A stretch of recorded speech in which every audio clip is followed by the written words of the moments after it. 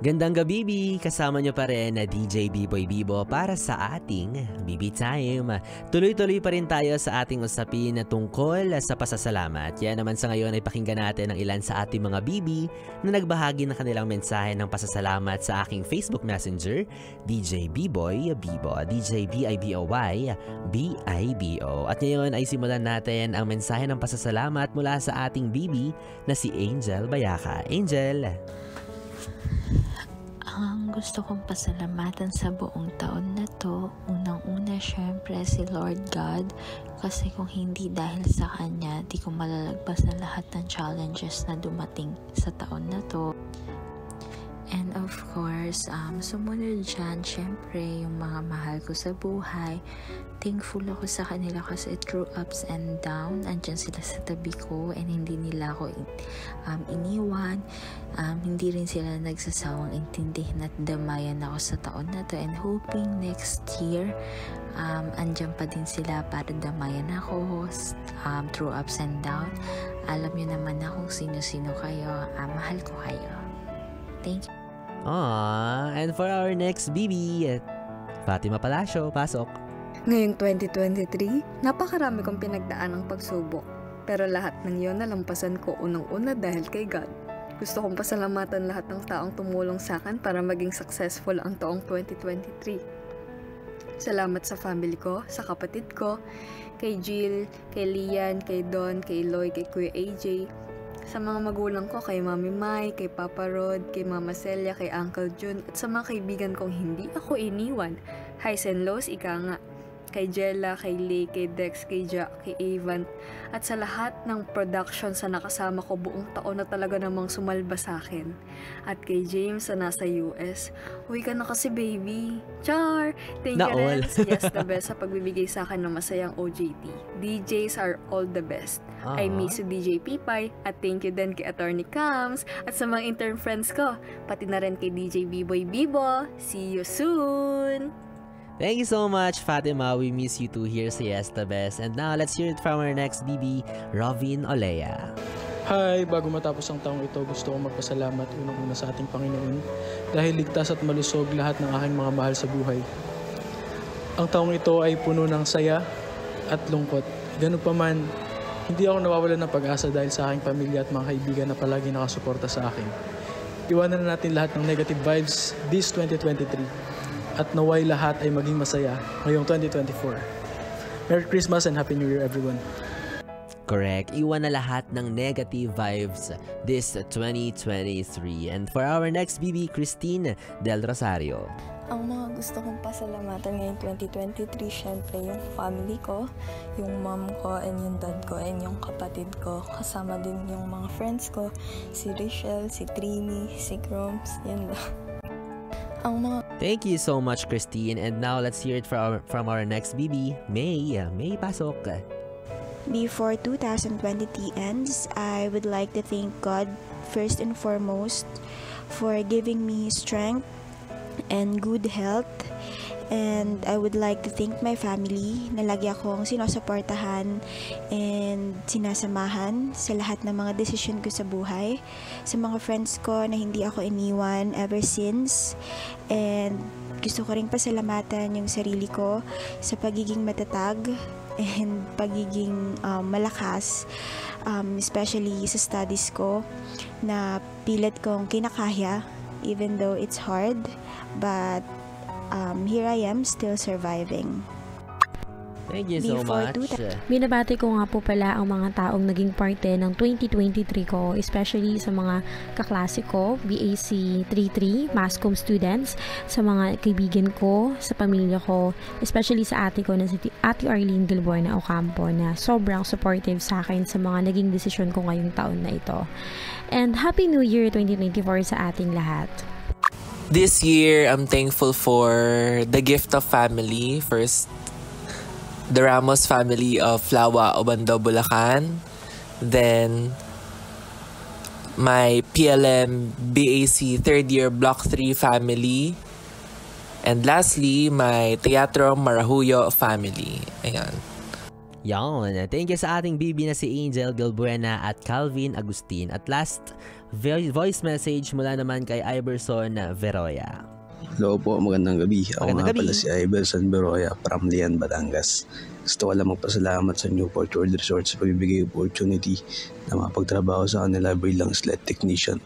Sa mga boss, kila Boss BJ, Boss Alvin, Boss Jow, sa ibang mga boss at sa aking mga kapwa na sled technician, maraming salamat sa inyo sa tulong araw-araw na makapagbigay ng knowledge sa aming mga bago dyan bilang isang sled technician. Maraming salamat din kay Erica Mendoza sa pagbibigay tamis sa mga labi ngayong magtatapos na 2023. Salamat. God bless sa inyong lahat. Ingat palagi. Thank you. Grabe no, sobrang sarap pakinggan, sobrang sarap marinig yung mga mensahe ng mga pasasalamat ng ating mga bibi. And for sure, lahat kayo, lahat na nakikinig ngayon, meron kayo mga kanya-kanyang naiisip na mga tao na gusto ninyong pasalamatan. Ang sarap lang isipin na lahat tayo marunong tumanaw ng pasasalamat, ng maganda at mabuting loob mula sa mga kapwa natin na nagpasaya sa atin, may binigay na nakapagpabago ng ating buhay, nagparanas ng mga karanasan na talaga namang nagpaligaya sa atin at hindi natin makakalimutan. 'Di ba? Sobrang fulfilling, sobrang sarap, sobrang gaan na marinig yung mga ganitong salita. Na para bang walang ibang problema, walang ibang kailangang isipin, walang hinanakit, purely pasasalamat lang, purely appreciating lahat ng nagawa ng ibang tao para sa kanya. 'Di ba? At pahabol na mensahe mula naman kay Myla Odette Sabado. Shout out at thank you daw sa mga kaibigan niya na sila Junel, Jeff and Kat from Makati. Ayan, maraming salamat sa ating mga bibi na nagbahagi ng kanilang voice message. Alam nyo, mga bibi, upon hearing all the voice messages, isa lang yung napansin ko. Grabe talaga yung gratitude natin sa mga mahal natin sa buhay na kahit anong mangyari, alam mo na sila at sila pa rin yung laging nandyan para sa'yo. At ramdam mo na hindi ka nila pinabayaan or papabayaan kailanman. Diba? Kaya let us keep on appreciating those people who value our existence. Also, yung pinakamahalaga rin sa lahat, diba? Yung pagbibigay ng pasasalamat sa Lord, na siyang nagbigay ng lahat ng blessings na nakuha natin, not only this year but for the entire years that we have been here on earth, 'di ba? Sobrang daming blessings, sobrang maraming lumagpas sa atin na biyaya na minsan natitake for granted natin, aminin naman natin, 'di ba? Pero upon looking back, maraming bagay na siyang nagawa para sa atin na dapat nating ipagpasalamat. Yung buhay pa lang, 'di ba, na binigay niya sa atin, yung bawat taon pa lang na lumilipas, yung mga pagkakataon pa lang na nakakasama natin yung mga mahal natin sa araw-araw, malaking biyaya na 'yun. Malaking bagay na 'yun para ipagpasalamat. Lahat ng pagpo-provide, guidance and all, we owe everything to Him. So yan yung isa natin sa hindi dapat talagang kalimutan na pasalamatan. Well, BB, for sure, marami rin sa atin yung sinubok ng taong ito. Maraming dagok, umbag, pasakit, unos, yung naranasan natin, di ba? OA man pakinggan yung mga terminologies, pero baka nga wala pang katumbas na salita yung lungkot na naranasan ng iba sa atin this year. Pero kung ano't ano pa man yan, one thing is for sure, BB.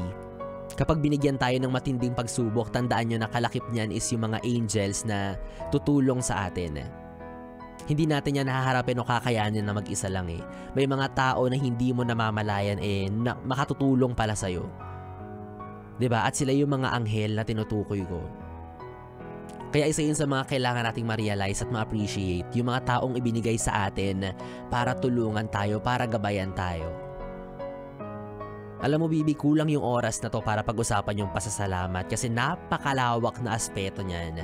Kasama na dyan yung pasasalamat para sa mga karanasan na nagpatibay sa'yo, nagpatatag sa'yo, nagturo sa'yo ng mahalagang aral sa buhay na to. Pasasalamat para sa mga taong nawala sa buhay mo sa taon na to, na nag-iwan ng magagandang alaala sa'yo, na dadaan yung maraming taon na wala na sila, maaaring hindi mo na sila makakasama pero nasa puso mo lang yung mga bagay na nagawa nila para sa'yo. Yung mga alaala, yung mga turo na iniwan niya sa'yo, yun yung mga kailangan mong i-cherish. Yun yung mga kailangan mong ipagpasalamat pa rin kahit wala na yung taong yan. At syempre, pasasalamat din para sa mga taong bagong dating lang sa buhay mo. Sabi nga nila, 'di ba, kapag may nawala, may dumarating din. At ang mahalaga naman dyan is mas i-value natin kung sino yung mas nakakasama natin sa ngayon. Mas kapiling natin ngayon. Kung sino yung kaharap natin ngayon. Mga kaibigan mo, kamag-anak, katrabaho, kakilala, karelasyon, lahat yan. Kung kayang pasalamatan, please, pakipasalamatan. Simpleng salita na sobrang gaan at sarap ng kahulugan. Kaya para sa mga tao sa buhay ni Biboy Bibo, salamat kasi naging bahagi kayo ng 2023 ko. Sana sa 2024, hindi na. Charot lang. Syempre, looking forward pa rin ako to more years with you all. And cheers to more memories, to more bondings, to more happiness, to more sadness, and everything, every experience na pwede nating baunin sa buhay na to. Sama-sama natin yung may experience sa mga susunod at mga darating pang taon. Okay, Bibi? Okay. Anyways, 3 oras na Bibi tayo mga ating pinagsamahan. Ewan ko na lang kung nabitin ka pa dyan, pero pwede pa rin naman nating ituloy ang kwentuhan, kulitan at lambingan sa aking social media platforms sa Facebook, Instagram at TikTok. I-search at i-follow nyo lamang po DJ Biboy Bibo, DJ B-I-B-O-Y B-I-B-O. Iyong nakatabi mula alas 9 hanggang alas 12 para sa ating Bibi Time. Ako pa rin to, ang bibi mo sa radyo, DJ Biboy Bibo, ang DJ na single, ready to mingle, basta walang label. At para sa ating susunod na awitin, here's Yang Constantino with her song, Salamat. Tuloy-tuloy ang pakikiminaw para lingaw, dito pa rin sa stasyong huntahan ng mga young and fresh, ang 101.1, yes, the best.